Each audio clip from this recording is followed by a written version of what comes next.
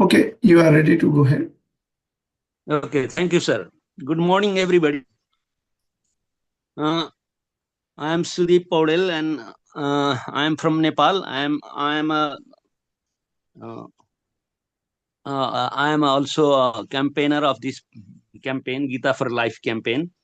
I am really thrilled to welcome all of you to this program organized by Gita4Life Campaign under Learning Planet Festival 2025, powered by Learning Planet Institute and UNESCO.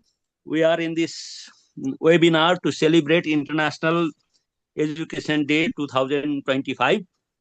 We have four distinguished guests in the panel, and they will shortly present their views and perspective on enhancing sustainability through the teaching of Bhagvat Gita.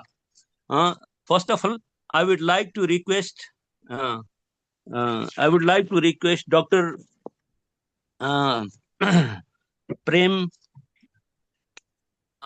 Dr. Prem Narayan Naryal, Dean of the Vice Chancellor. No, Dean. Vice Chancellor.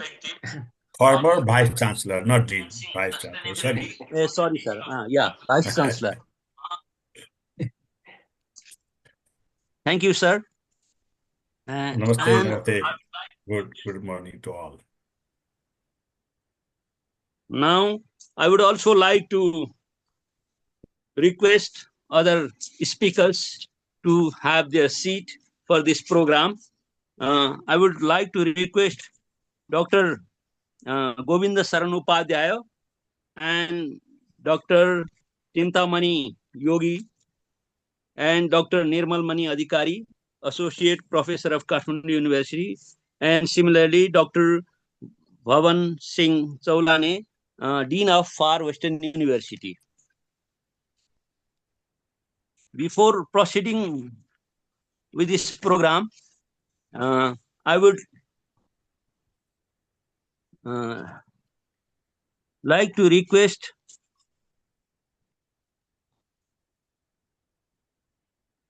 Mr.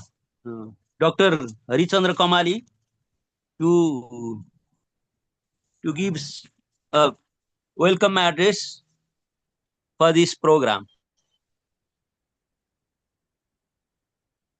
Hari sir. Dr. Kamali, you are muted.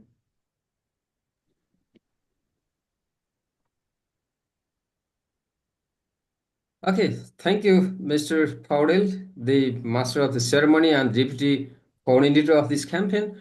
I'm very much pleased to welcome all the campaigners so far from different parts of the world who are working on thinking for a better future.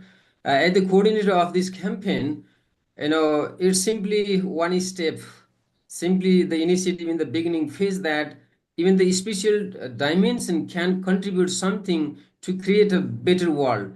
Like the Srimad Bhagavad Gita, which is the essence of the Sanatana thought, the Hindu thoughts and practices that had a long-standing history.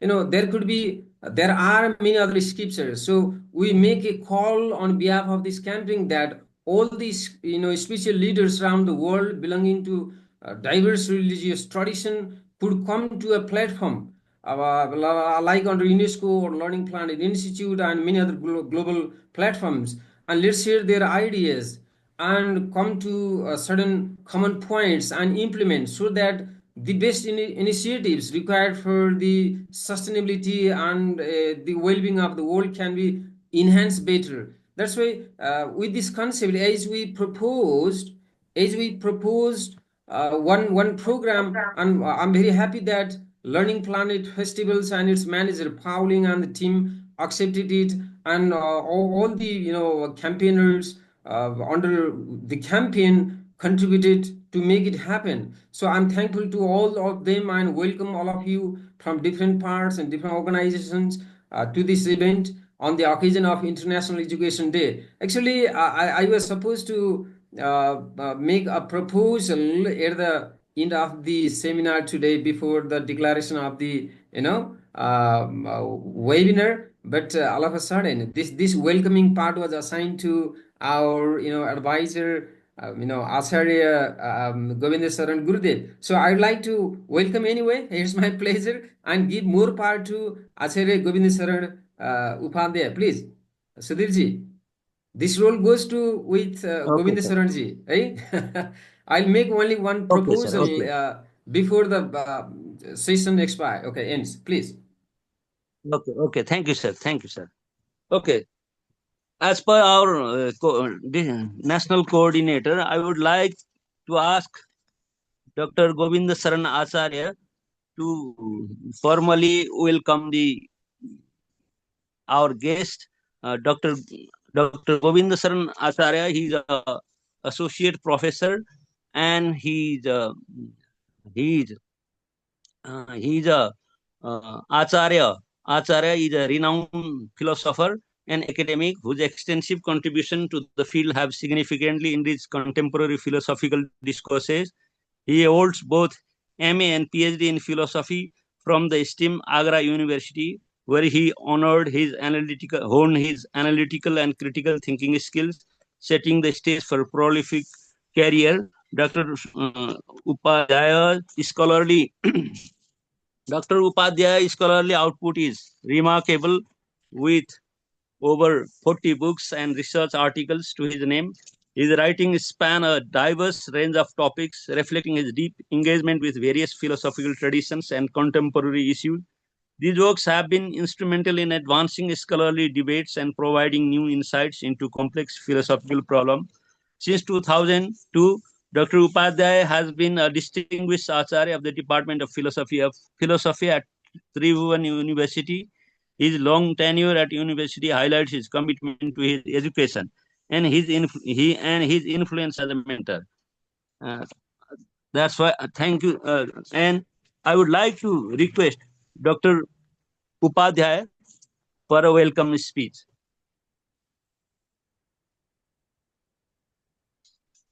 Namaste, everyone. This is the sweet address.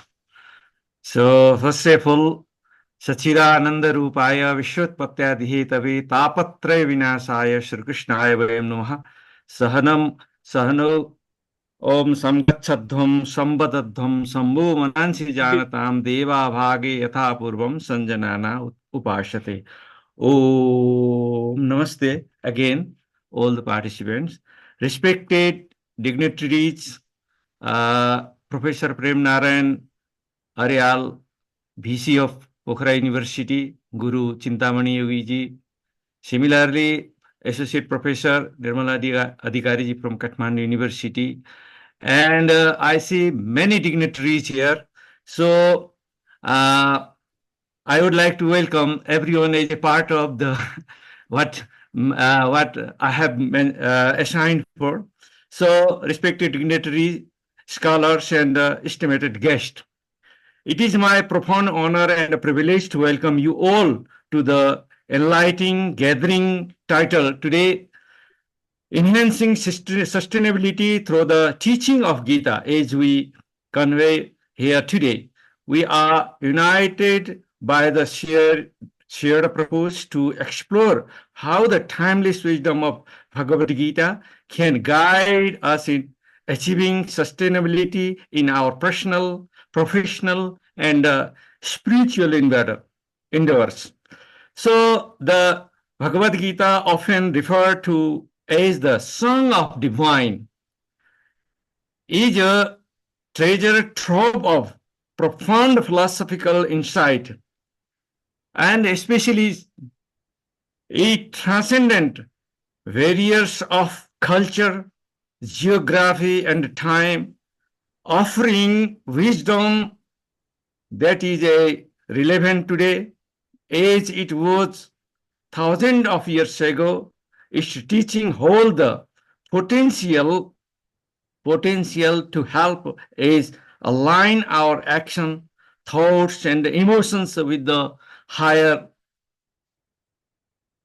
principles of life, thereby enhancing our ability to navigate the complexities of the modern world with grace and resilience. So let us begin by reflecting on the Gita, emphasizing on duty and purposeful action. Lord Krishna addressing the despondent Arjuna declares, for example, he says that karmanye vadhikaraste ma phaleshu kadachana ma karma phalehe turvur ma te sangasta karmani. You have to right to perform your prescribed duties, but you are not entitled to the fruits of your action. Never consider yourself to cause of result of your activities, nor the attest the inaction. This verse beautifully inculcates the sense of karma yoga, the path of selfless action. It teaches us to important to focusing on our responsibilities without being overly attached outcomes. So it's very difficult to not attaching about the outcome, but still Gita advises us to be selfless. In the world of driven by the result and achievement, this principle encourages us to cultivate equanimity and dedicate ourselves to excellence in our endorsement. So second thing is, युक्तो बुद्धियुक्तो जहातिह उभे सुकृत दुष्कृते तस्मात् योगस्य युज्यस्य योगः कर्मसु कौशलम. This is the verse from second chapter and verse is 15, where Krishna says that a person endowed with the wisdom renounce both good and bad deeds in his life. Therefore, strive for yoga, which is the skill and action. Here, yoga is present as a mean of attaining anxiety and sustainability of the action. Dexterity and sustainability of the action. This skillfulness emerges from the balanced mind, where one's decision and action are guided by discernment and a deeper understanding of the life. So, without deeper understanding of the life and the environment, our world, actually our life is become less active. So another thing matter is the inner stability, because we have many chaos in our life. So to protect from the chaos, we need inner stability first. In today's fast-paced world, the ability to remain stable and composed in very difficult. The Bhagvat Gita incites the quality through the ideal of the pragya. So once who is steady in wisdom, Lord Krishna describes such a person in second chapter. Dukhe sanuddigna manaha sukhesu vigataspriha vitaraga vayakrodha sthirati muniruchyate. So first we need to practice being a muni. So this is the best way. When one whose mind remain undisturbed and amidst misery, who does not crave pleasure, and who is free from attachment, fear, anger, is called stage of steady wisdom. So this verse offers a blueprint for emotional intelligence. Actually, it's a blueprint of the emotional intelligence. So we can resolve ourselves. We protect ourselves from carvings by cultivating detachment and inner composure. We can enhance our sustainability to face challenges with the courage and clarity. So very important thing is dharma.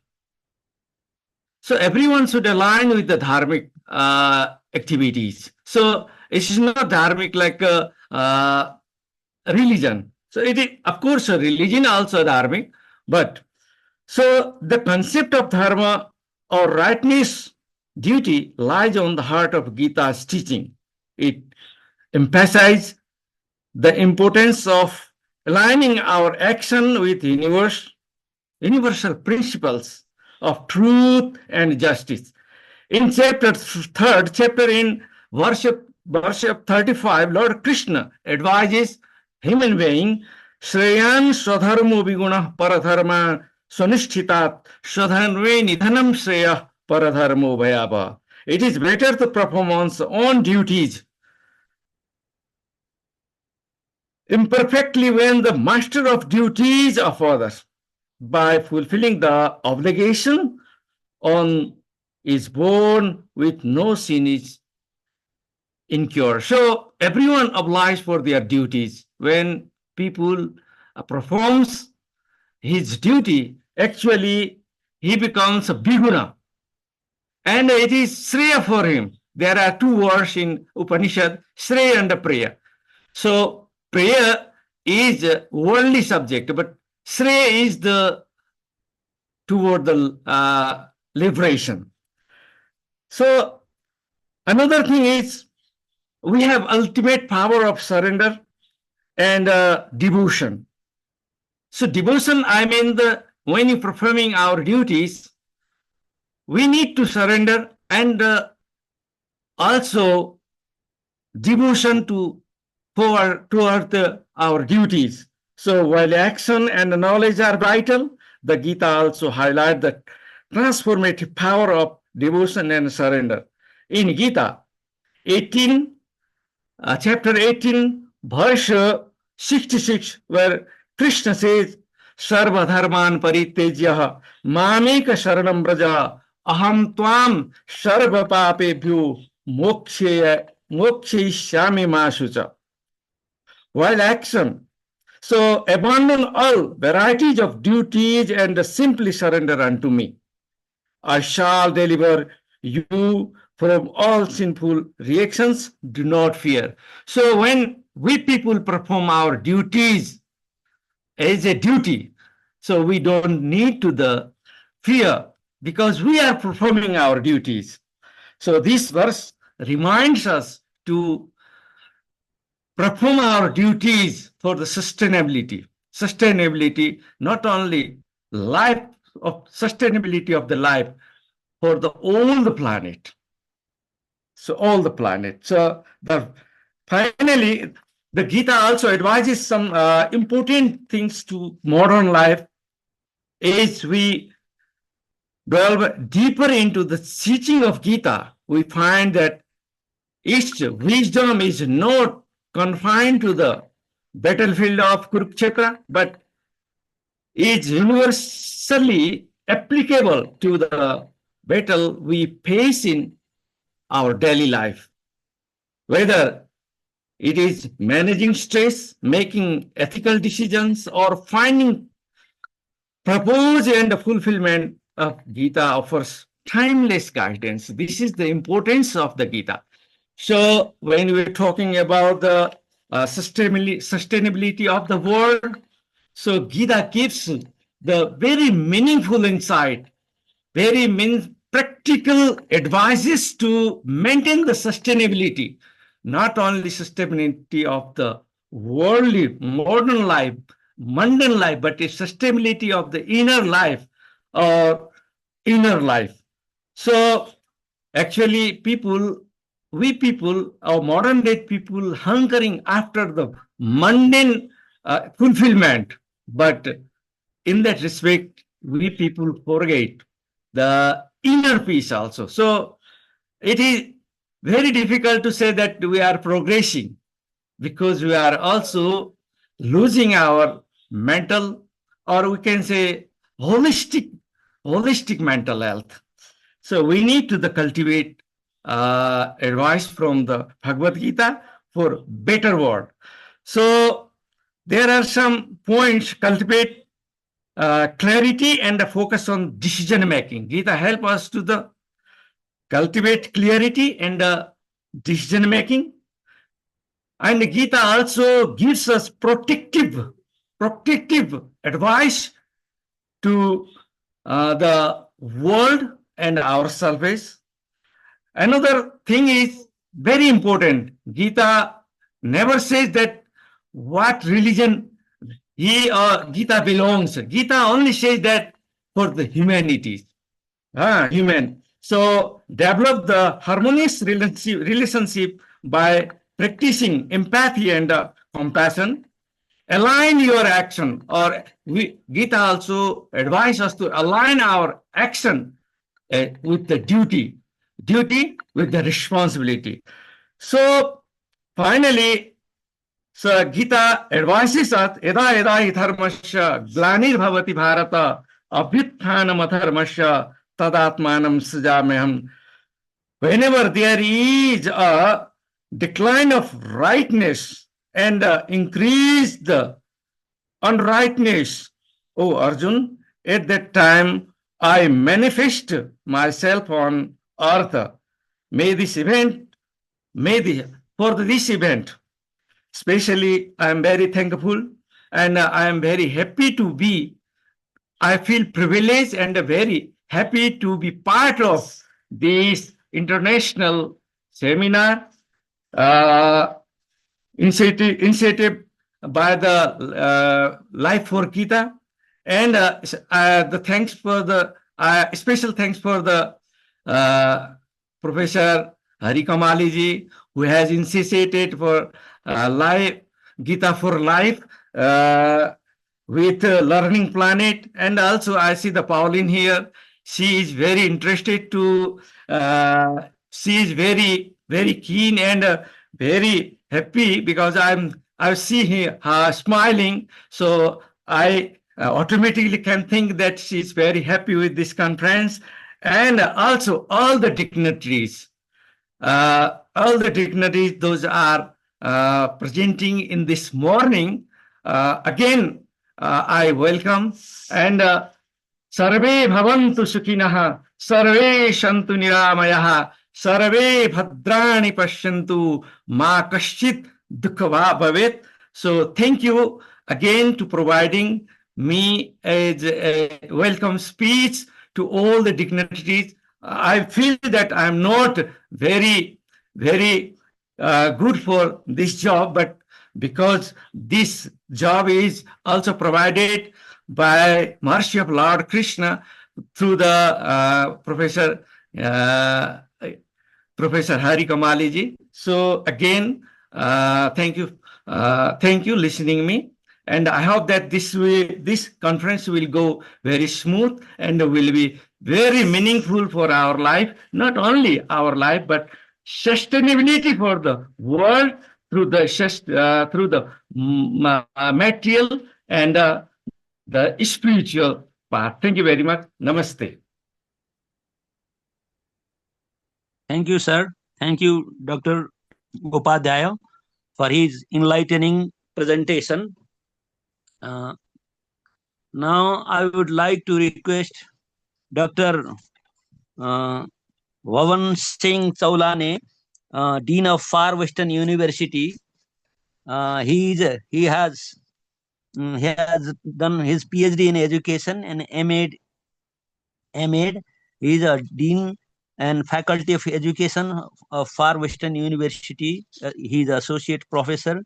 He has written many research articles. His articles has been published in many various journals, and he has a long experience in teaching various subjects, and he has also written an article on Gita Darshan in Shiksha Pranali Ko Answer in Gorkhapatra in 2081. Hence, I would like to request Dr. Vavan Singh Chaulane to speak on the subject that how Gita helps to enhance the sustainability at the present moment. Thank you, sir.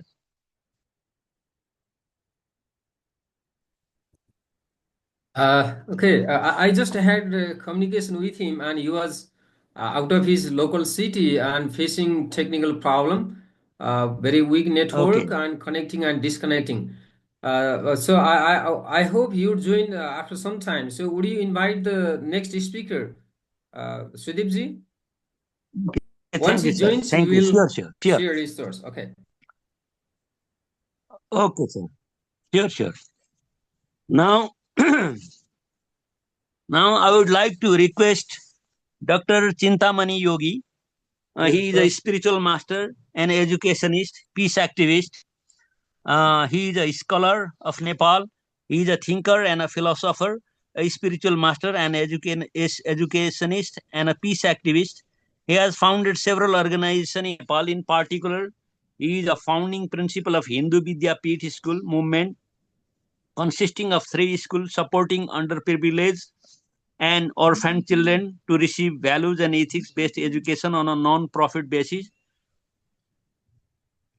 Uh, the children are encouraged to develop human virtues such as peace, harmony, and love. He has also established Shanti Seva Ashram, Peace Seva Center, and he founded Youth Society for Peace, aiming to support young people in understanding the values of peace, tolerance, and selfless service, and to involve them for the peace clubs, street children for food program. Similarly, he runs various other community-based programs, Children Peace Home, an orphanage in Dang, eastern part of Nepal, Children's Society Club, Women's Education and Training Program, and Nepal Interfaith Movement to reform society in totality. He is a chief patron of Naimi Saranya Gurukul Banepa and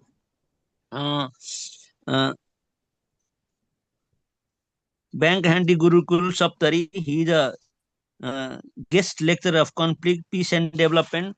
Hence, I would like to request Dr. Chintamani Yogi for his views on the subject. हजुर धन्यवाद सबैलाई नमस्कार सुदीपजी doctor हरिकमलीजी दीर्घराजजी सबैलाई नमो नमः पूर्व मित्र वक्ता मित्रहरू हाम्रो गोविन्दजी अब पछि आउने डाक्टर निर्मलमणिजी सबै र हाम्रो आदरणीय प्रोफेसर भिसी सर प्रेम सर सबैलाई सर्वेभ्यो नमो नमः सर्वेभ्यो मित्रेभ्यो गुरुभ्यो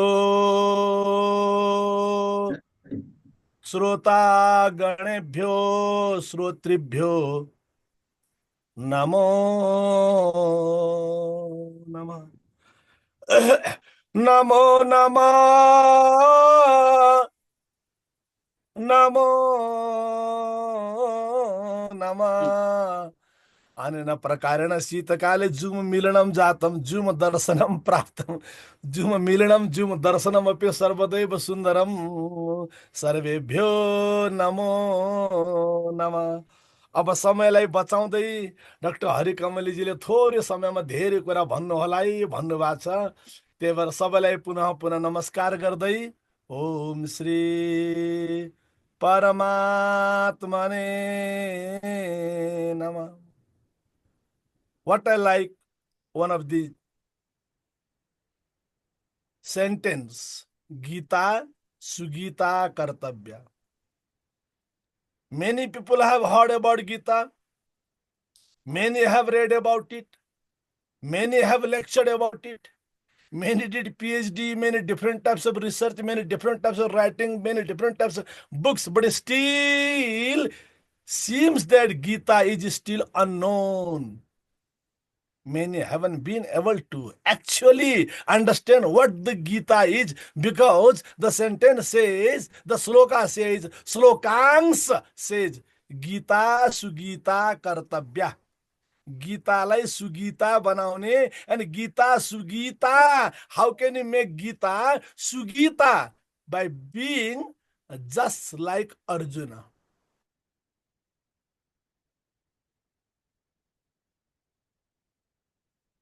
by being a writer, by being a researcher, by being a professor or a speaker. But when you become really Arjuna, yes, that's the time you really understand. Yes, that's what the total message, total essence of Bhagavad Gita. So, my friends, first of all, let's make a promise. Because this is a wonderful session, we will make our Gita Sugita. Learning Planet Institute, what a wonderful name. But Gita says, okay, you can learn about the planet, but before that, learn about yourself, who you are. About sustainability, my friends, but remember, sustainability without spirituality, it's only talking and talking, organizing conferences, flying up in the sky, destroying the nature, disbalance the total economy of the world, nothing else. Sustainability with spirituality. Dr. Hari Kamaliji has told me to focus more about sustainability, more about peace. So I will try to be around that topic. The first chapter and the first sloka. The first sloka, slokansa. The first word, dharma. Dharma Kshetre, right? The first word is dharma. And the 18th chapter, at the end, Nitir Matir Mama. We have many gurus here, many good speakers, many good sadhakas here. Tomorrow also we have Chaitanya Krishna ji, Yogini Saritanand ji, many other great scholars who will be speaking.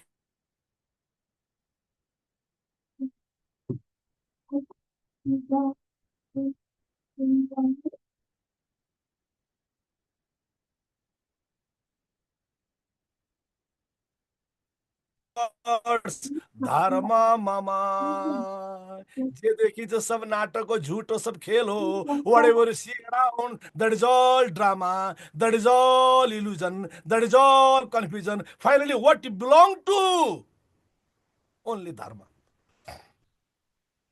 Only dharma. And if we really understand and stand, actualize, realize, and practice dharma, yes, there is guarantee of peace, there is guarantee of prosperity, there is guarantee of all kinds of sustainability. So the promise is dharma mama, dharma mama. Second point, the first word, dharma kshetre, kuru kshetre. मित्रहरू हजुरले बार बार पढ्न भएको कुरालाई म मेरो तरिकाले राख्ने प्रयास गर्दैछु है. Don't take it otherwise. I am not a scholar, I am not a guru, I am not a pandit, I am not a विद्वान. Around the people. So dharma kshetre, kuru kshetre. Clear message. Clear message. First is dharma kshetre, and second is kuru kshetre. First is dharma. First, you understand who you are, what your duty is, what your aim is, what is actually the total life. Dharma, your righteousness, dharma, your divine duty, and then only you go to the battlefield. You understand me? Until you are not certified, you are not a doctor to go and do any kind of operation.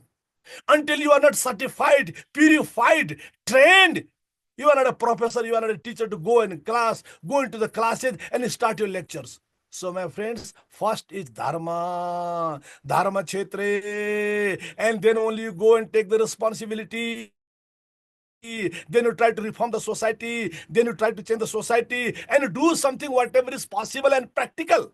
But what happens nowadays? People who are fools, they change it.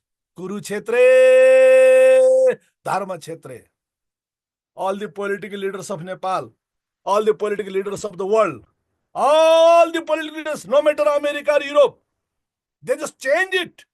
It should be dharma kshetre kurukshetre. First your duty, your divine duty, divine responsibility, building up your personality in totality with that kind of total consciousness. Then only you are allowed to go into the action.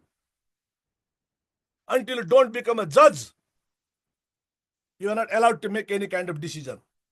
Until you don't become a doctor, you are not allowed to do any kind of operation. So my friends, first is dharma kshetre, then kurukshetre. Now enjoy with the battlefield. Now enjoy with all kinds of social, professional, all types of responsibility. Go through the troubles, challenges, and then again you manage it, handle it. Wow, Eureka. So first is dharma kshetre, kurukshetre. And similarly, my friends, in this world, our Govind, Professor Govindji was also trying to highlight it. Thank you, Govind sir. People are confused. Many people are running.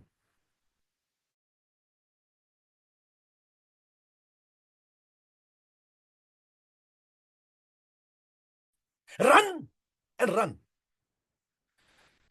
It's not difficult to run, but while you are running, questioning yourself, challenging yourself, stop and ask yourself, Kairmaya Sahayodhabhyam. First chapter. Arjuna asking, Kairmaya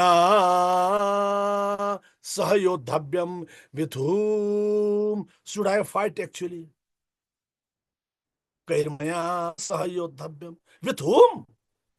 Many people are fighting, but with whom? Many countries are fighting. Many communities, many parties, many groups fighting. But why? Even if I go simple level, many husbands are fighting against wife. Many wives are fighting against husbands. Many brothers fighting. Many neighbors fighting. But many people, Kairmaya. And Arjuna is asking, with whom should I fight? And remember, my friend, you can ask this question, very important question, very essential question, which is very important for you in your day-to-day life. Gita is not a book which you read at the end of your life by going somewhere in a tirtha or by some sangama, or you go to Kumbh Mela and you start reading Bhagavad Gita. No.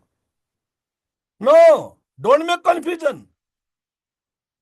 Bhagavad Gita is not a PhD. It's not Kumbh Mela. It's not you go to the temple and you study. It's the book which you revise at the battlefield. Only at the Kurukshetra. And look, what a beautiful scene. When Arjuna is asking, Kairmaya Sahayodhabhyam, with whom should I fight actually? Against Dronacharya? Against Bhishma? Against Duryodhana? Against Kaurava? And he is able to ask this question. Why? Because he requested Krishna, please take my Ratha just at the center. Senayor Ubhayor Madhye, at the middle point. At the neutral point. My friends, try to go to the neutral point. Try to go to the central point. If I see from this side, that side is wrong. If I see from that side, this side is wrong. You understand me? But here, Arjuna is requesting, can you, my friends, please imagine what a beautiful, what a emotional, what a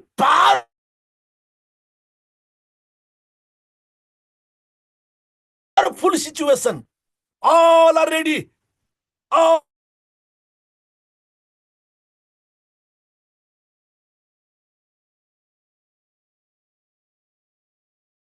guards, please take my chariot at the center point. Quite challenging. Going to the neutral point.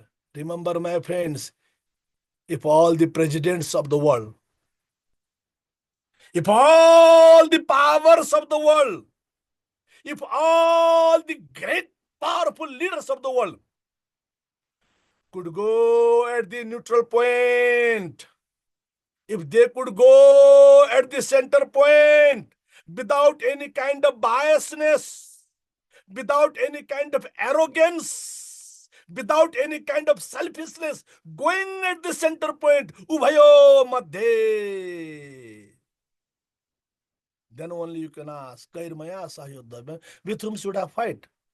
Against Duryodhana, against Kaurava, against him, against her, against that, or against myself, against my own negative emotion. Gita is the fight against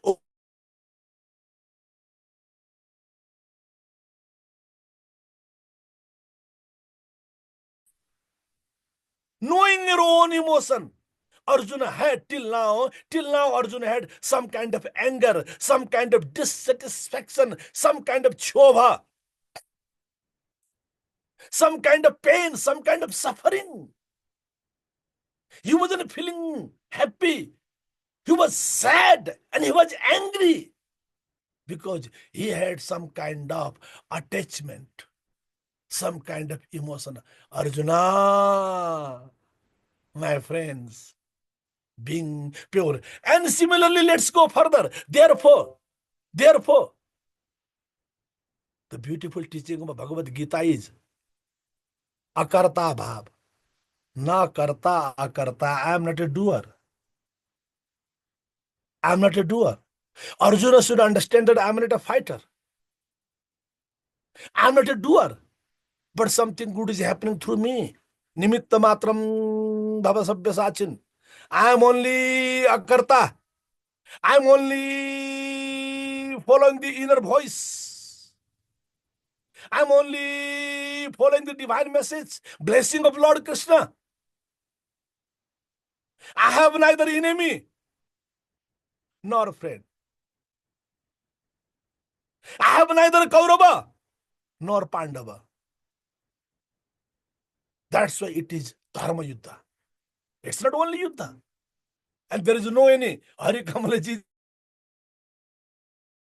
Many people here who belong to English language, who are professor of English.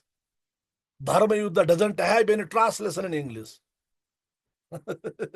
It's not Yuddha. It's not war. It's not like a first war and second war and so on, so on, so on. It's Dharma Yuddha. Totally different. Totally different. Akarta bhav. My dear friends, non-attachment, asakto, yacharan karma, paramapnoti purusa. If you have that akarta bhav, there would be peace. If you would have that akarta bhav, there would be sustainability. If you will have that akarta bhav, there would be yuddha. There would be yuddha.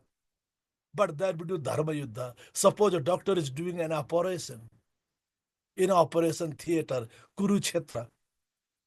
Suppose a lawyer, a judge is doing a decision. Hang him till his death. Yes, that is his Kurukshetra, Adalat, the court, who he makes that kind of strong, dangerous decision against someone's life. Hang him till his death. So it's something like that, akarta bhav. And also, my friends, this is all the Bhagavad Gita, dharma sanstha panarthaya. Bhagavan Krishna says, dharma sanstha panarthaya sambhavami yuge yuge. So what Arjuna is doing? He's doing same thing, dharma sanstha panarthaya. He's not fighting here for Draupadi.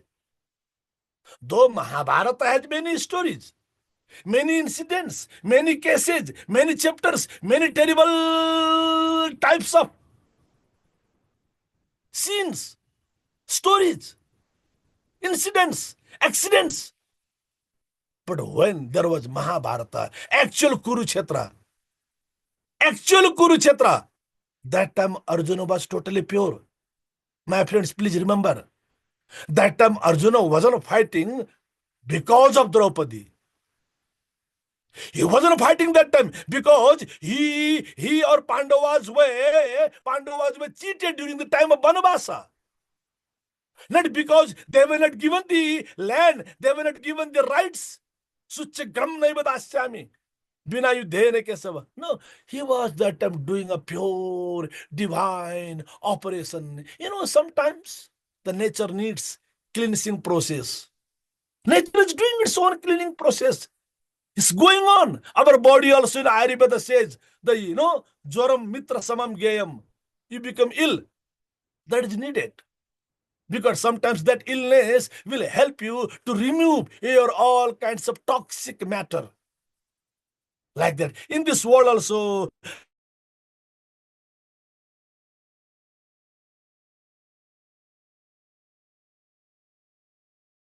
going on.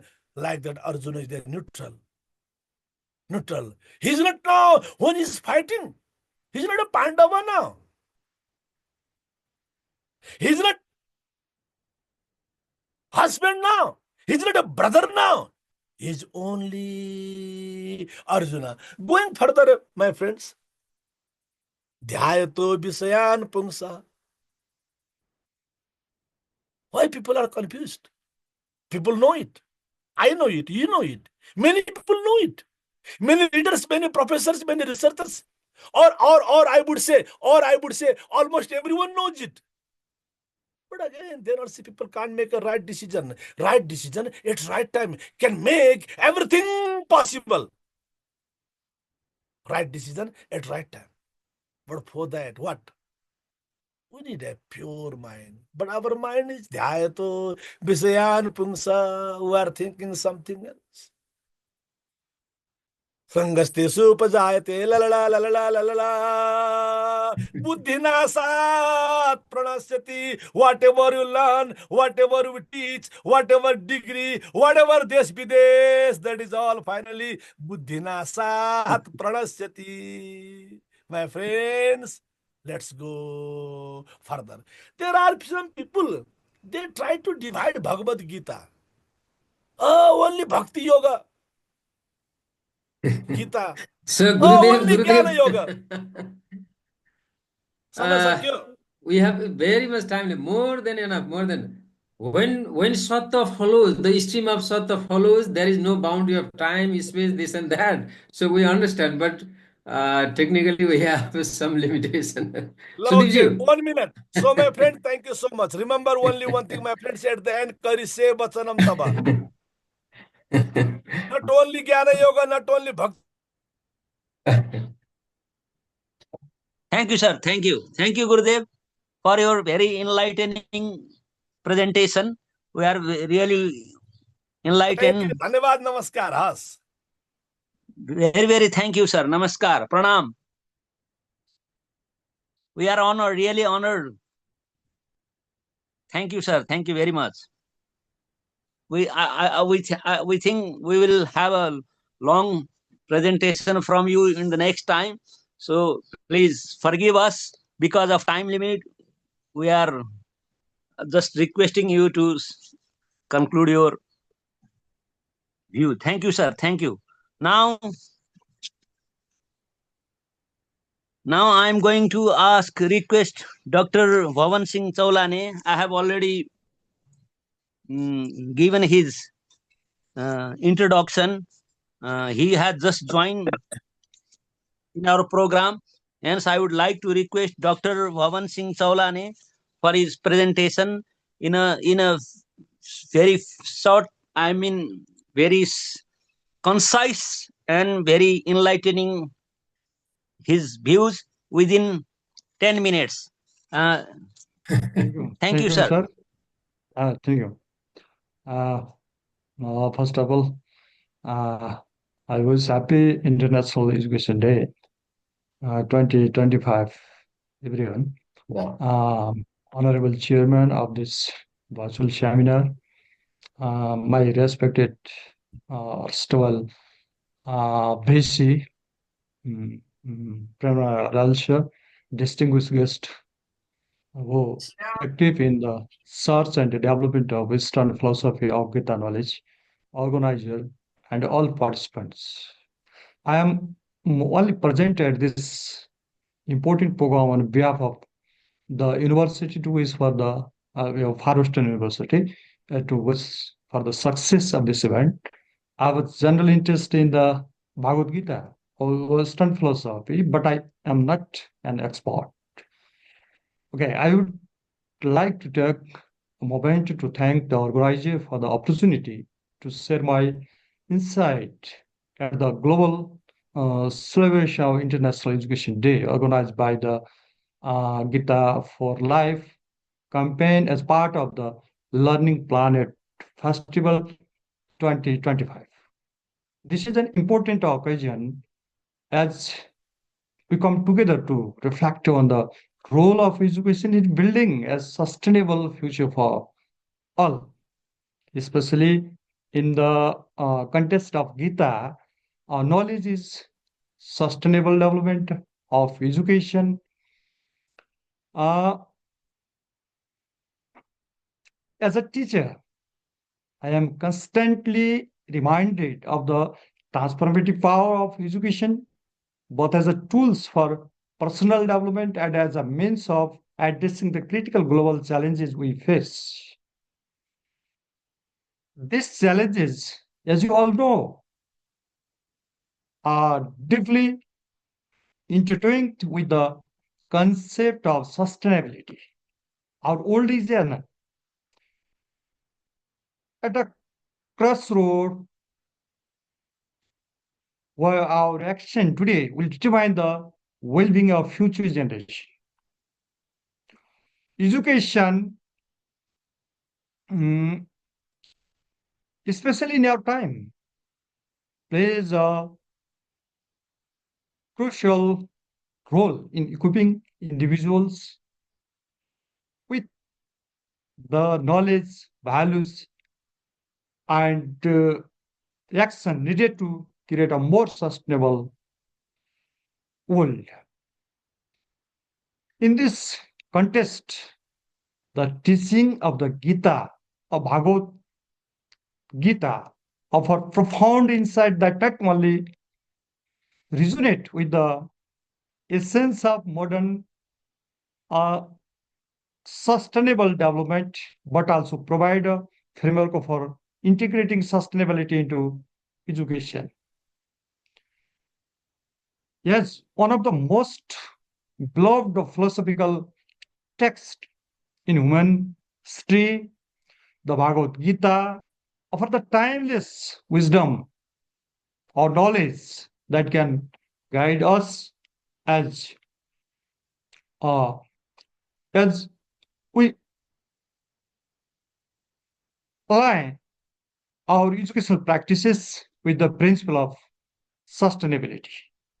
On the other hand, the main objective of Sustainable Development Goal 4 is to provide quality education to all and create lifelong learning opportunities.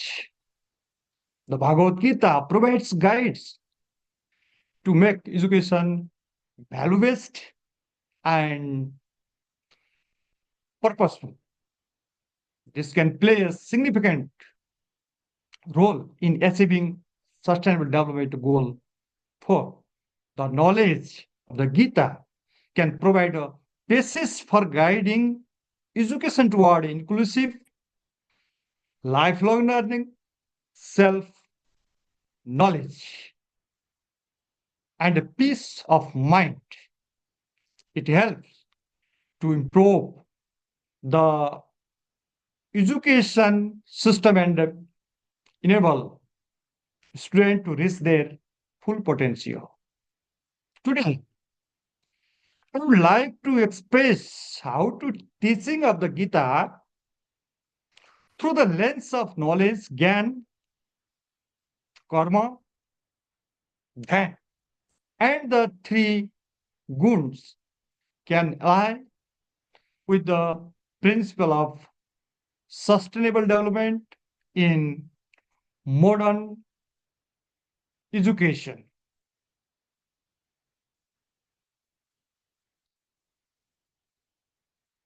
The Bhagavad Gita emphasizes the importance of knowledge. Knowledge not only about the world around us, but about the interconnectedness of all living being and the natural world. In chapter 4, verse 38, Lord Krishna says, there is no purifier like knowledge, spiritual wisdom in this world. If one is perfected in yoga, one realizes that knowledge is the ultimate form of purification. This knowledge is not mere intellectual understanding. It is a wisdom that leads to self-realization and an awareness of our duty toward the environment and society. In education today, this types of knowledge goes beyond the transmission of facts. It's involve cultivating a deep understanding of sustainable development, climate change, environmental stewardship, and the ethical dimensions of human action. The United Nations Sustainable Development Goal 4, which advocate for the quality education, underscores the importance of ensuring inclusive and equitable quality education and promoting lifelong learning opportunity for all. By incorporating holistic, sustainability-oriented curricula, we can foster a generation of learners who not only understand the complex global challenges, but are also equipped to address them through informed, sustainable choices. Karma, a selfless action, is one of the fundamental teaching of the Gita. Chapter 2, verse 47. Lord Krishna states, your right is to perform your duty only, but never to eat fruit.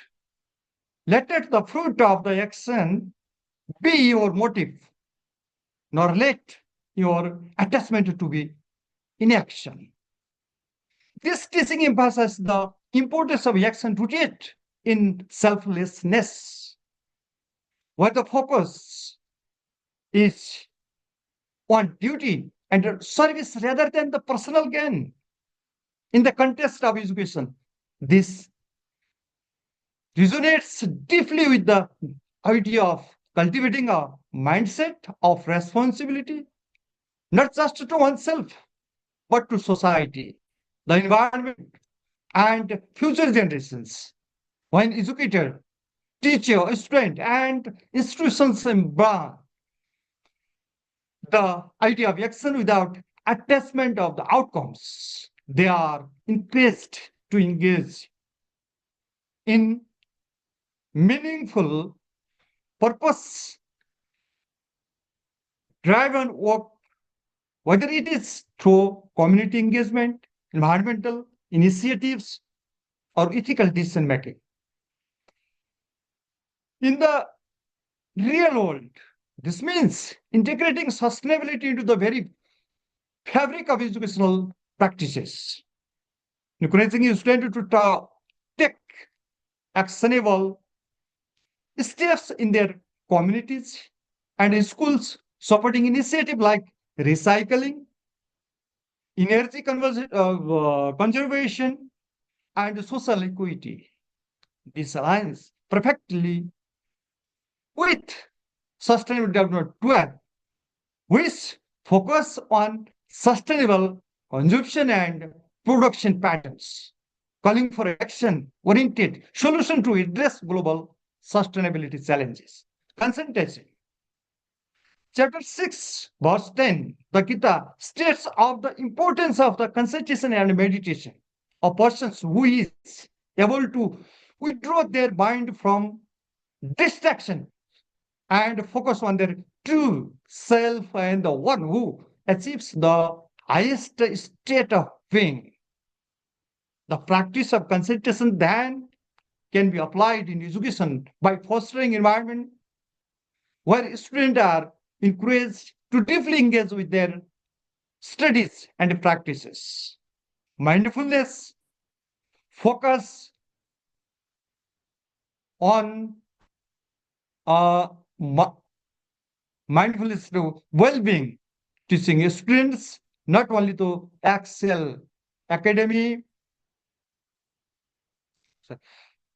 academically, but to do so with clarity and presence of mind is integral to building resilient individual capable of addressing the world challenges.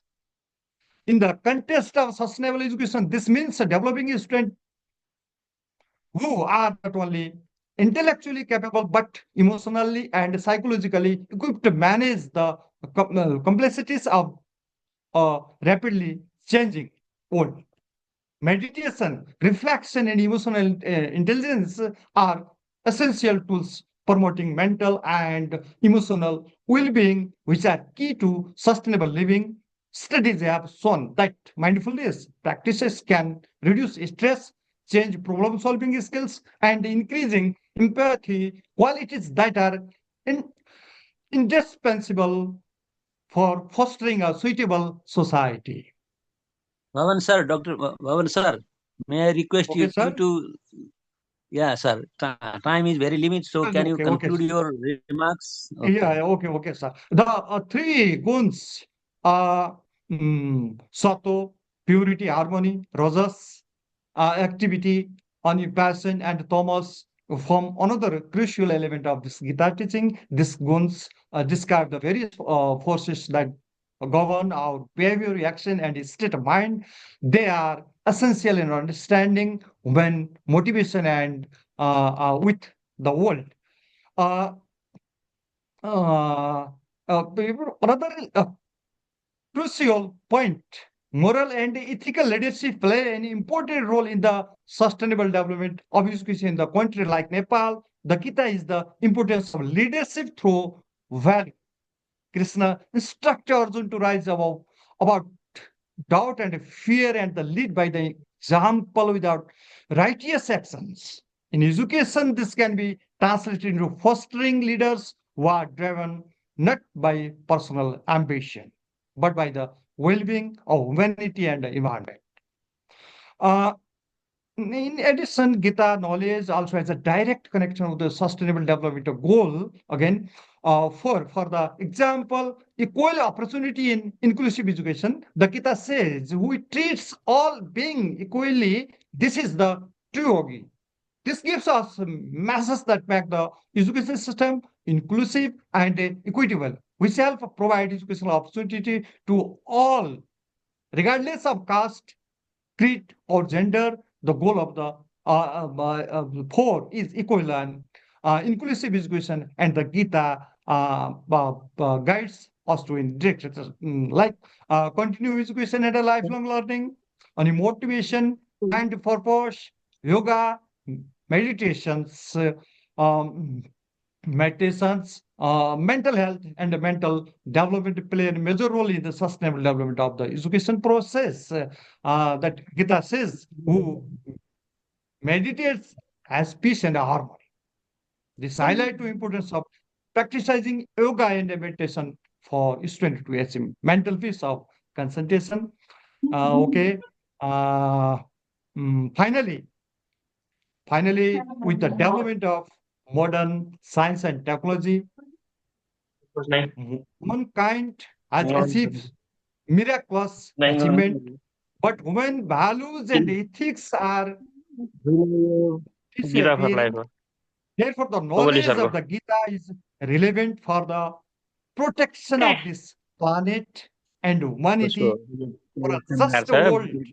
It is necessary to restructure our education system on the theoretical basis of the Gita or Vedic philosophy. Through this seminar, through this discussion, Eastern philosophy or Gita philosophy will succeed in laying an important foundation for the sustainable development of modern education. My best wishes on behalf of my university. Thank you for all. Okay, thank you, sir. Thank you, sir. Thank you very much for your kind words and your very enriching presentation. I would really thankful to you on behalf of all the participants. Now I would like to request, considering the time limit, I would like to request Dr. Nirmal Mani Adhikari. He is a prominent author and communication theorist who is internationally acclaimed for construct and development of Sadharanikaran model of communication and the Sansar Yoga theory. His doctoral and postdoctoral research are interdisciplinary works on communication theory and Hinduism. Dr. Adhikari's Sadharanikaran model of communication is included in curricula of and taught in several universities across the world. Currently, Dr. Adhikari is associate professor and head of the Department of Language and Mass Communication in Kathmandu University. He is also the chairperson of Media Studies Subject Committee and the chief editor of the Bodhi, an interdisciplinary journal.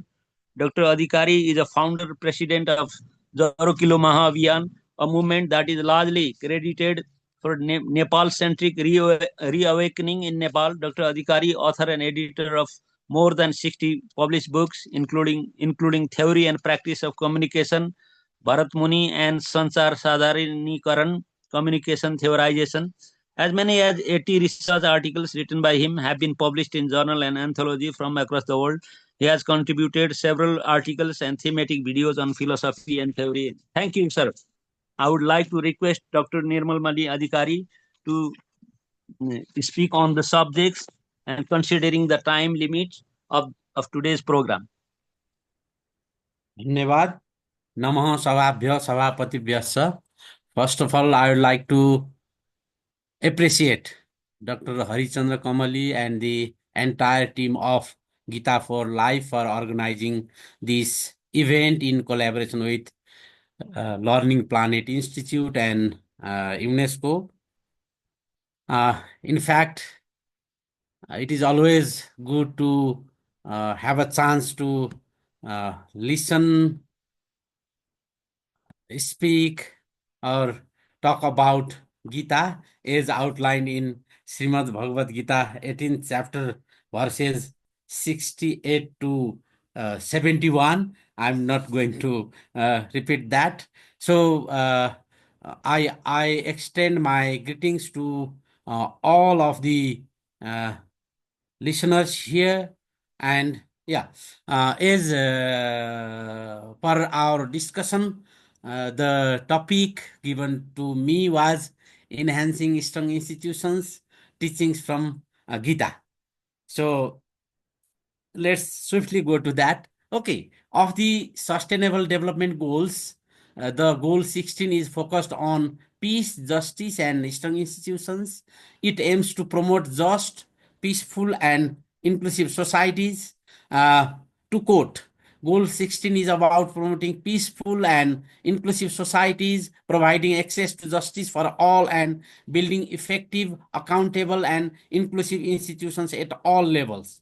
So again, Goal 16 aligns with the broader human rights framework by promoting societies that respect and uphold individual rights, as well as the right to privacy, freedom of expression, and access to information. So enhancing strong institutions is an instrumental aspect to ensure the attainment of the Goal 16. This presentation is an attempt to explore the worldview of Gita in order to take insights for enhancing strong institutions. So I have tried to view Gita in Hindu milieu. Gita has been read by so many people, there are so many Vashyas, Tikas, so many independent works on it, and people have come up with unique point of views. Here I am presenting my view. That may be in congruence with your view, or it may not be. So Hinduism is characterized by the vast number and diverse approaches of Hindu religious philosophical texts, the discourses of different schools of philosophy, the existence of different sects and cults, and multiplicity of practices among the Hindus. So diversity is inherent to Hinduism. Hinduism should be viewed as the consummation of different Vedic and post-Vedic schools of thought. Obviously, it is rooted to the Veda, but it has incorporated so many things that come from post-Vedic sources. So, from extreme spiritualism to extreme materialism, and as custom, rituals, and traditions that have acted and reacted upon each other, giving rise to a sense of oneness. There is diversity, but there is some sense of oneness. Okay, we are Hindus, like that. The philosophical foundation of Hinduism is based on both Vedic and post-Vedic schools of philosophy. It encompasses insights from the 6 classical mainstream philosophies, namely Samkhya, Yoga, Nyaya, Vaisheshika, Mimamsa, and Vedanta, as well as many latter-day schools of thought. In fact, Hinduism is still evolving due to its statodynamic nature, and a new wave of the spread of Hinduism across the globe can be observed. So the traditional Hindu families, they are not the only stakeholders in this regard. For many new generation Hindus, Srimad Bhagvat Gita, simply Gita, may be the primary resource to identify themselves as Hindus. Hinduism has vast resources, we discussed, but for many, Gita may be the primary resource. And there are many others who have been studying Gita, though they are not identifying themselves as Hindus. So talking about Gita is relevant in contemporary society. So if we go to the worldview of Gita, then in congruence with Hinduism, I see it builds on the very concept of patrata and adhikar bheda. Patrata is individuality, the existence, who I am, who you are, for what I am here, what I shall do, and what is the relationship with others, all these things. And adhikar bheda is all about like karma, bikarma, akarma, all rights, duties, all these things. And I have referred to insights from Gita 12th, 14th, 16th, and 18th chapters.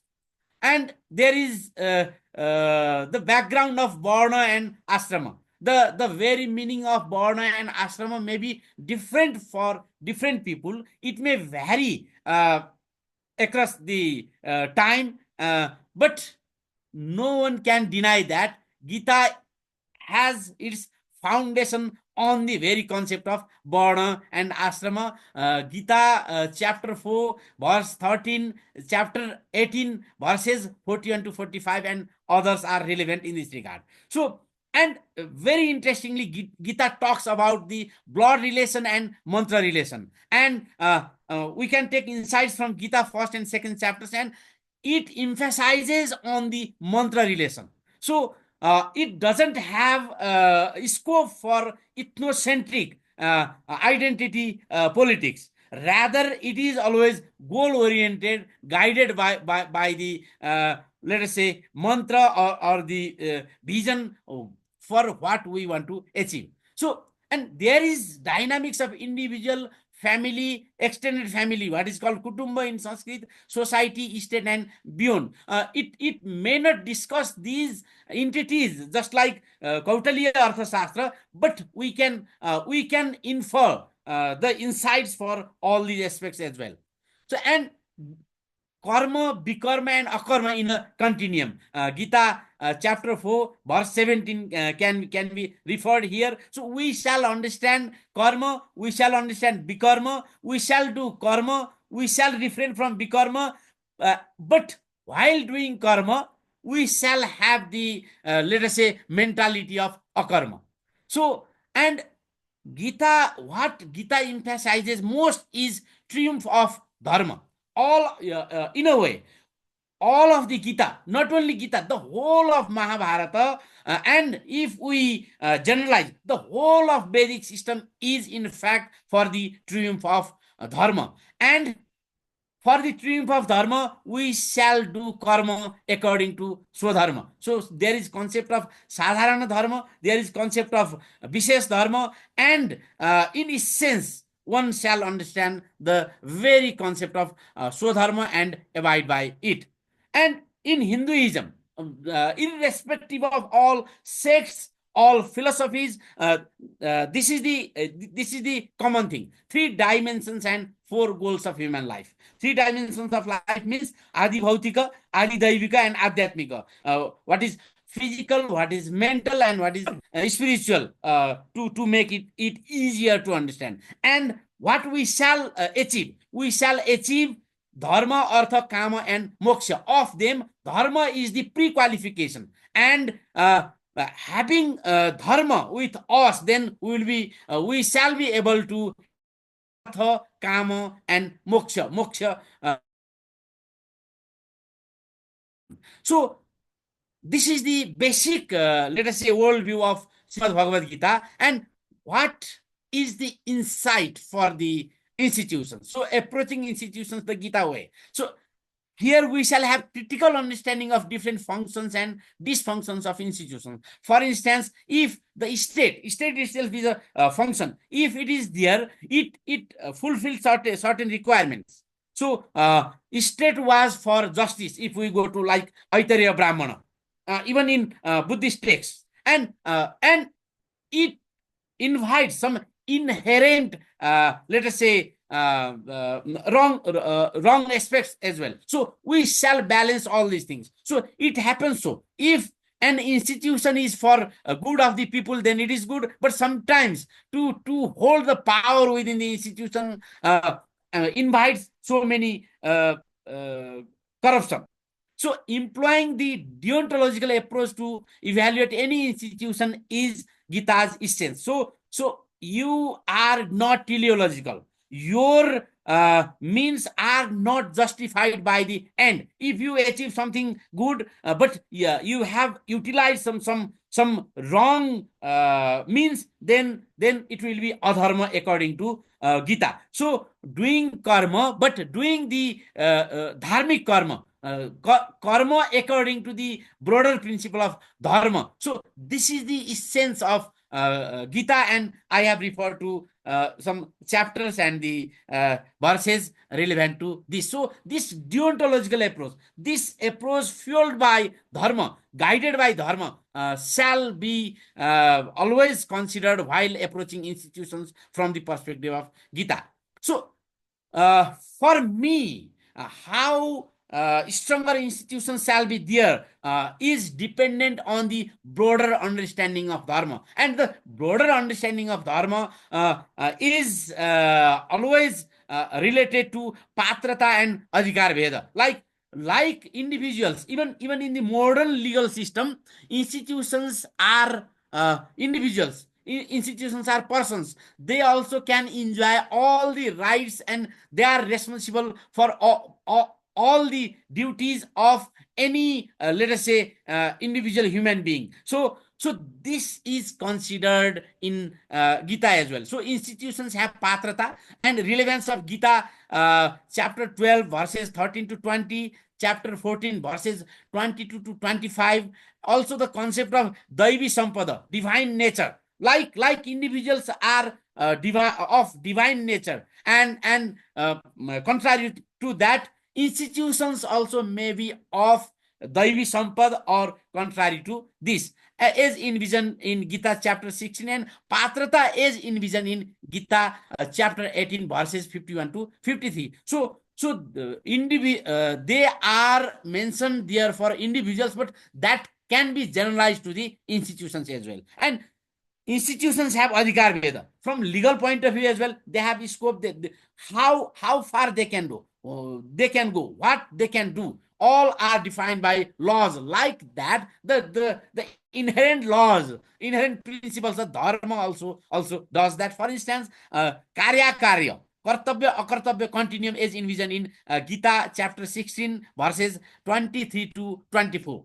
So institutions also have rights and duties from legal point of view, from the point of view of the dharma as well. So Gita's notion of karma yoga, with special reference to Gita chapter 2 verse 47, followed by insights from chapters 3 to 5, and emphasis on Gita chapter 18 verses 45 to 48. So to save time, I haven't gone to the verses in detail. I have just referred to them.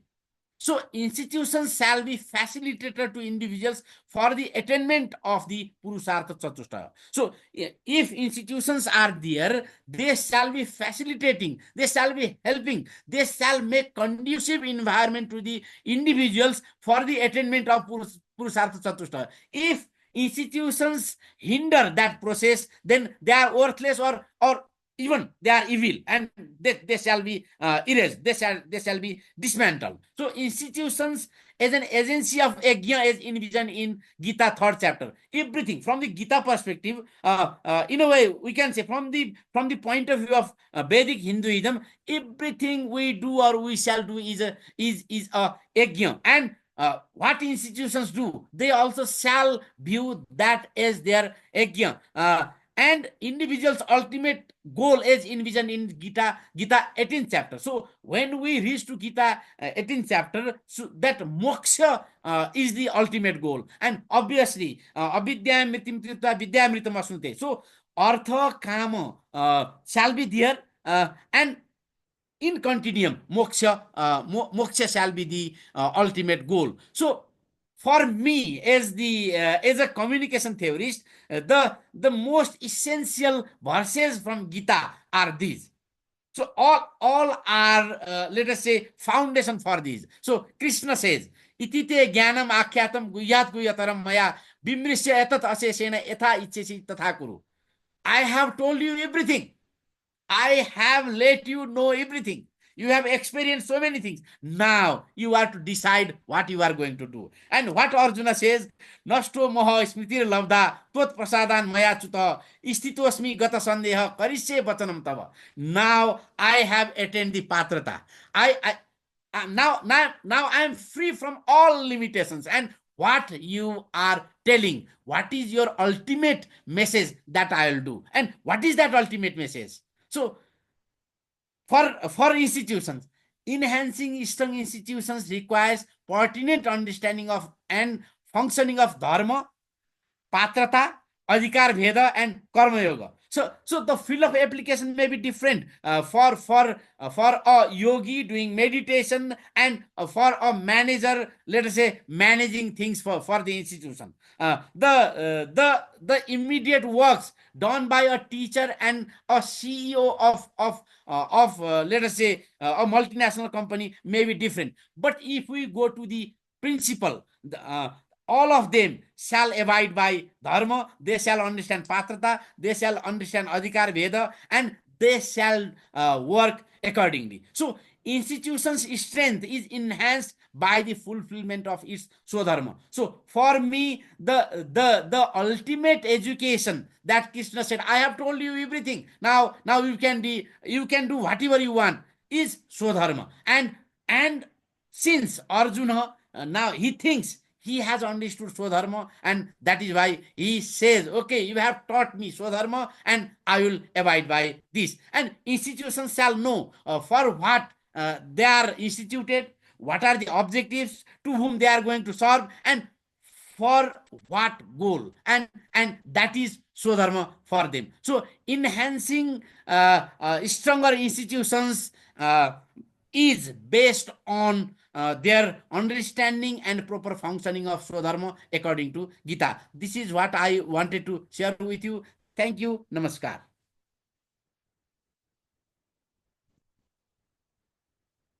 Thank you very much, sir, Nirmal sir, for your very,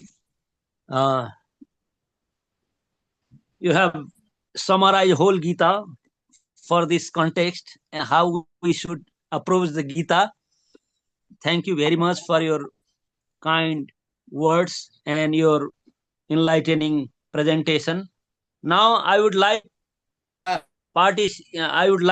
all the participants, if they have any questions, queries in this regard with any of our speaker, they can ask their questions directly with the speaker, or they can send their questions in our message box. If anybody, if any one of you doesn't have any questions, then I will move forward. So please feel free to ask your questions. Sorry. I have one question to Dr. Nirmal Modi. He mentioned one verse, chapter 18, verse 63. Tite Jnana Vakyam. He clearly mentioned in detail that he understand the Shodharma, he explained everything, and he told, now you have freedom to do, think of it, everything. But in the next one after another, like verse 66, Krishna told, Sarva Dharman Parityaja Mamekam Saranam Bharja, Aham tu sarva papepya mokshasami mahasacha. Now surrender on me. Quickly initially he say, okay, think of it, do it, and you will realize everything like that. And later on he say, yeah, surrender on me. How we can connect those two verse, Dr. Nirmal Modi Adhikari sir? So, thank you. I do not see these two verses in contrary. So what he says, once you understand your dharma, Right. now you are free to act. But since you have understood your dharma, ultimately that dharma will be subsumed to me. Okay, so understanding dharma is essentially to be one with the, let us say, Paramatma, to be one with the supreme consciousness. So understanding dharma, though it seems you are free to work according to your will, but since you have already understood dharma, that free will not guide to you to fall. You will ascend to, let us say, the mokshahood, or let us say the ultimate jnana. So I connect like this. Thank you, Professor. In the chat, in the chat box, you can see one question in Nepali. So Rajan Bharadwaj is asking that how can we promote peace being guided by the teaching of the Gita and prevent unnatural practices or destructive practices in the name of modern development? So any of the speakers or participant could openly share your thoughts based on the teaching of the Gita so far.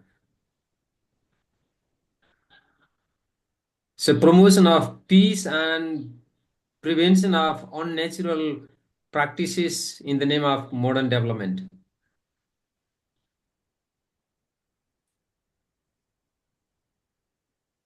कसैले बोल्दै हुनुहुन्छ? हजुर निर्मलजी हजुर उच्चतम भवानेव उपयुक्त पात्र उच्चतम बोल्नुहोस् हजुरले। अब गीताको दृष्टिकोणमा चाहिँ मैले यो नेपालीमै दिएँ। गीताको दृष्टिकोणमा शान्ति भनेको चाहिँ यो कार्पेट पनि फोहोर लुकाउने जस्तो होइन के। शान्ति भनेको चुप लागेर बस्ने, अरूले भनिहाले म यो मानिहाल्छु भन्ने शान्ति होइन। शान्ति भनेको त्यो बेलामा मात्रै हुन्छ जब समाजमा न्याय हुन्छ, जब सबैलाई चाहिँ एउटा समतापूर्ण चाहिँ विकास हुन्छ, सबैको समावेशिता हुन्छ, र वास्तवमा भन्दाखेरिमा चाहिँ धर्मको जय भएको बेलामा मात्रै। भनेपछि त्यसो भएको हुनाले युद्ध गर्नु पर्यो क्या, नत्र शान्ति त कौरवले भनेको थियो चुप लाएर पाण्डवहरू जङ्गलतिर लुकेर बसेको भए त युद्ध हुने थिएन। एक किसिमको शान्ति त हुन्थ्यो होला, तर त्यो चाहिँ नि होइन। शान्ति भनेको चाहिँ के भने आफ्नो सबैको आफ्नो अधिकार सुनिश्चित भएको अवस्था मात्रै शान्ति हो। र त्यसका लागि सुनिश्चित गर्नु पर्यो भने चाहिँ युद्धै गर्नु परे पनि गर्नुपर्छ भन्नुको अर्थ के हो भने जति पनि संसारमा अहिले इभिल फोर्सेस छन् तिनीहरूलाई होइन तिनीहरूलाई चाहिँ अब भनौँ राज्य संयन्त्रले अथवा वैश्विक कुनै संरचनाले चाहिँ सबैलाई आफ्नो आफ्नो कार्यक्षेत्र आफ्नो आफ्नो पात्रता र अधिकार भेदमा स्थिर गराउन सक्यो भने त्यसले चाहिँ शान्ति दिने भयो। अब व्यक्ति व्यक्तिका रूपमा चाहिँ हामी आफूले आफ्नो कर्तव्य अकर्तव्य होइन के हो भन्ने बुझेर त्यो अनुसार गर्नेले पनि दिने भयो। अब तर गर्न सकेन भने सबैले व्यक्ति व्यक्तिले त गर्दैन, गरे अब त्यो नगर्नको लागि चाहिँ त्यहाँ एउटा चाहिँ नि नियामक निकायको रूपमा भनौँ न सामाजिक संस्थाहरू अब राज्य आदि इत्यादि चाहिएको त्यो भएर हो। त्यसो भएको हुनाले शान्ति आउने भनेको चाहिँ एउटा आदर्श रूपमा भन्दाखेरि चाहिँ प्रत्येक व्यक्तिले आफ्नो धर्म बुझेर आफ्नो आफ्नो कार्यक्षेत्रमा रहेर म छु म जस्तै अरू पनि छन्, त्यसो भएको हुनाले मैले केही कुरो चाहिँ बढी अतिक्रमण गरेँ भने अर्काले पनि गर्छ भन्ने बुझेर सहअस्तित्व सहकार्यमा गयो भने चाहिँ शान्ति हुन्छ भन्ने कुरो गीताले चाहिँ हामीलाई त्यो बताउँछ। हजुर, यो आफैमा एउटा व्यापक विषय सन्दर्भ हो। यसबारेमा तमाम बहस होइन समय हुन सक्छ। प्रश्न र यो जिज्ञासा र यो सेयर गर्नुभएको हार्दिक नमन। अरू अरू केही छ भने नत्र अगाडि बढौँ। हजुर हजुर सुदीप सर, हजुर। So yeah, Thank you you, have to sir. use Thank English, you. please. We have got the notice here. Yeah, so please. Yeah. Okay. Yeah. Thank you, sir. Thank you. When Now, you I would use like to Nepali, we request. got the notice. Okay. Yeah. I would like to request Narayan Redmi sir. Excuse me. Before this, we have the thank you speech, and you I could. will ask you, Yeah. sir. Okay. I will ask you. No, not me. It's I Narayan will- Adhikari. Narayan Adhikari ji from Chittagong. He's the coordinator of Chittagong. Yeah. Narayan Regmi, Okay, sorry. sir. Narayan Okay. Regmi. Okay. Yeah. I would like to request Narayan Regmi, coordinator of Chittagong, for thank you address to this webinar. Thank you, sir, for providing me a golden opportunity to put some message from my side. All the distinguished scholar as well as spiritual person. I myself am very happy to joining this program, and it is a long-lasting program for everybody. The Gita itself is a very important epic. It have many dimensions, and especially in this seminar, we are going to focus on sustainability. Sustainability, it also a multidimensional concept. It is regarded as the developmental sustainability, mental sustainability, religious sustainability, and so on. And many scholar, spiritual person put very insightness from Gita's views. It makes me very clear and evoke and enlightened, I feel. And basically, thanks to the gurus, many gurus from Chintamani as well as other guru who are my pioneer model person. I myself very happy. And again, I thanks to the campaign Gita4Life coordinator, coordinators and vice coordinator, coordinator Arichandra Kamaliju, and the vice coordinator as well, who is organizing this program. And the special day, the educational day, is also makes me very pleasure in the very morning time. And thanks to all. Namaste to all. Thank you, Narayan Regmi sir. Before concluding this program, I would like to request Dr. Harichandra Kamali for his.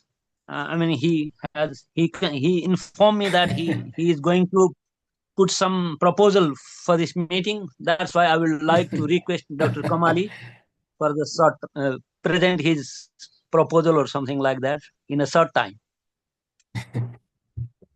Hari Om Tat Sat, Hare Krishna. Hardik Naman to all the Mr. Chairperson, speakers, and all the participants in this important webinar so far. Just this morning before the program time, I had one thought. Maybe the thought emerged because of Dr. Joshi's, Dirgha Joshi's post in the Facebook yesterday. Because I was just thinking of something, how the campaign, how the goodness could spread globally and so and so. My just thought just pondered about whether we could establish one trust, okay, so that the trust could respect, award the academics, scholars, activists, or campaigners around the world who have explored the teaching of the Gita and related it to the sustainability and well-being of the world. That's it. My proposal is that as the coordinator of this campaigner on this special occasion of International Education Day and the first international webinar of this campaign, among all of you, the distinguished gurus, leaders, campaigners, so my proposal is that let's think of establish one trust. Okay, let's contribute as much as we can financially. When you think of the trust, of course it's the financial trust, so that once we have a certain amount of money, then we could start awarding the campaigners, the academics, the activists, those who contribute to promote the teaching of the Gita globally, to promote sustainability, and to promote peace and well-being in the world. So furthermore, we shall be discussing in the days to come. Let's simply think of how we can contribute to this mission to make a trust, so that we could award the achievement based on the Gita internationally and award the people on the day of Gita Jayanti, the day of establishment of this campaign. So this is my proposal. We shall be discussing over time. Maybe next year we could make a sort of declaration. Thank you. Hare Krishna. Namo Namo. Thank you, sir. I would also like to support your proposal, and I would also like to request others, guest and campaigner, to consider this proposal. And if we have a good trust and have resources, we will be very able to effectively move forward our campaign and spread this knowledge of Gita to many people. Thank you, sir. Thank you. Before concluding this meeting, I would like to request Professor Dr. Prem Narayan Aryal, who is our chairperson today, and he is a vice chancellor, senate member, as an academic expert at Nepal Open University, and for 4 years, senate member as a vice chancellor of Pokhara University, Far Western University, Mahendranagar, Rajarshi Janak University, Janakpur, Purvanchal University, Biratnagar, Nepal Academy of Science and Technology, member of High Level Education Committee, Government of Nepal, Ministry of Education for 2074-75, and former chairman of faculty board, former chairman, faculty board, Faculty of Management and Education, Purvanchal University, 2015, and former chairperson of Higher Education Development Cooperative Limited, Institute of Open Learning, a college of distance learning affiliated to Purvanchal University, 2010 to 2016, member of National Development Council, Government of Nepal, 2007 to 2010, founder campus chief of Kathmandu Shiksha Campus, KSC, 1990-1998, member of High Level National Education Committee, 1997-98, Ministry of Education. So I would like to request Professor Dr. Prem Narayan Aryal to give his concluding remarks, conclude this program, and I would also like to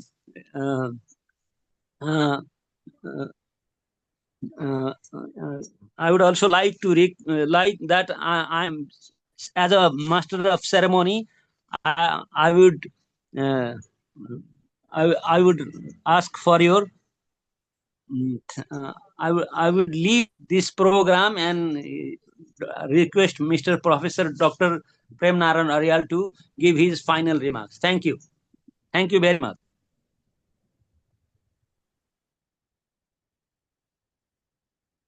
Thank you, Surya Paudilji. Uh, the respected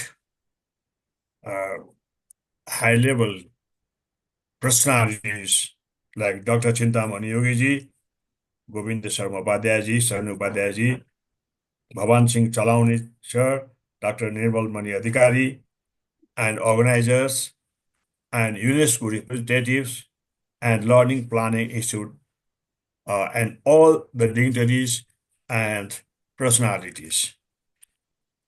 I am very much happy. I have been honored to be the chair of this meeting of this conference. And first of all, I would like to congratulate you all on the auspicious occasion of International Education Day.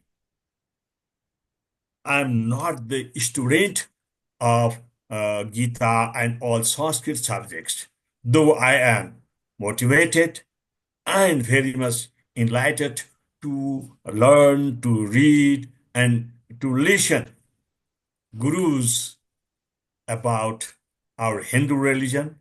As a teacher of the University, I have invited many scholars like Dr. Chintamani Yogi ji to give speech to my students. This is the way of spreading our lesson to our students.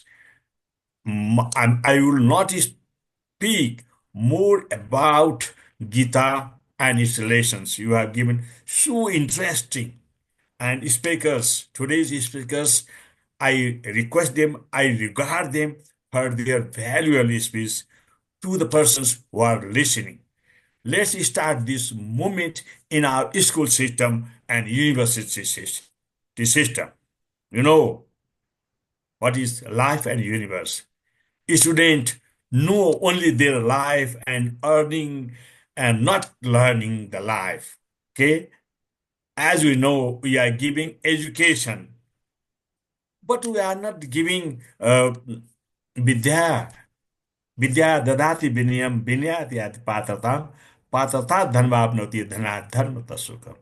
Our students are always seeking money, and university and school and institutions have become the training centers of the parties.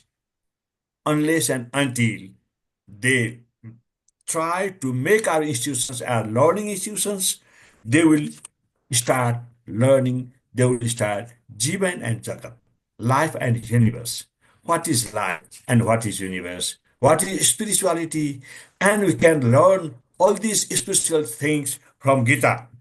Karmanyeva adhikaraste ma phalesu kadachana ma karma phale turbu tusangat tosakka karmani.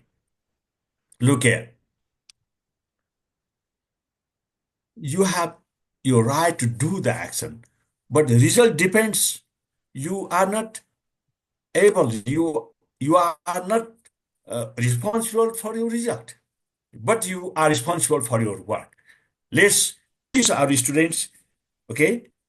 And let's give the lesson of Bhagwan Sri Krishna to our students. They do not know, they do not think spirituality, they do not think.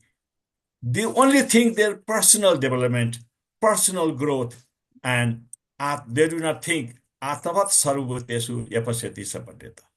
We have to teach them that all living beings of the world have created this universe. And how do we live? How can we survive? Yes. Our spirituality, we have to ask our students, Nainam Chindanti Shastrani, Nainam Dahati Pavaga, Naichenam Klatnastavi, Naso Seti Maruta. We cannot kill our person. This is our physical body. There is body, there is God, there is spirituality. Why don't we teach our students? They are only thinking that earning something is more important than learning about life and universe, learning about God. Yes, Sri Krishna says, यदा यदा हि धर्मस्य ग्लानिर्भवति भारत अभ्युत्थानमधर्मस्य हजुर तदा नमस्ते सृजाम्यहम्. Look here, ए ल बाबु ल if there is महतमा म एउटा difficulties, जुममै छु अनि adharmas, हजुर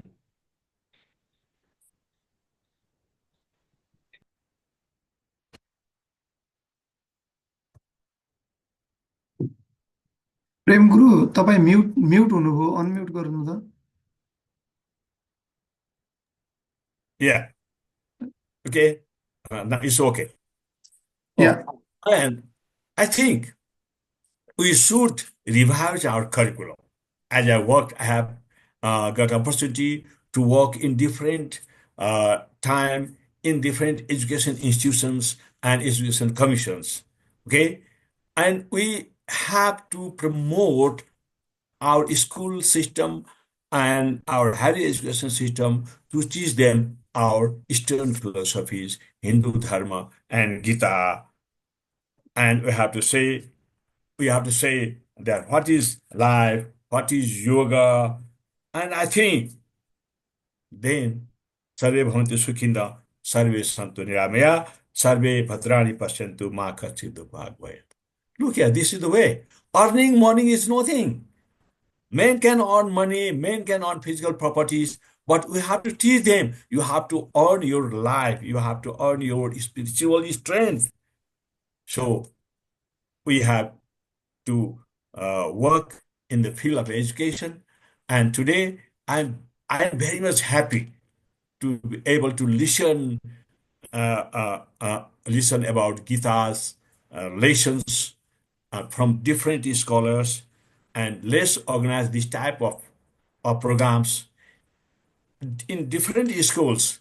And my request is to the government and education institutions is that let's do something in the field of education to make sustainable development ultimate to achieve the ultimate goal. Ultimate goal of life is not earning money.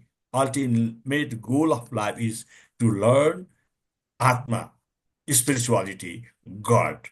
Thank you so much for providing me this opportunity. I am not the speakers of Hindu philosophy, though I try to give some my words in this regard. And today's program is I appreciate the organizers and all the gurus, and I would like to give my heartfelt thanks to you all. And I request, I would like to the organizer to give short remarks and close the ceremony. Thank you so much. Thank you, Gurudev. Thank you, sir. Thank you so much, sir. So enlightening. Thank you. excuse me, as a chair, Professor Ariel, you have to declare the closing of the ceremony. Please. Yeah, yes.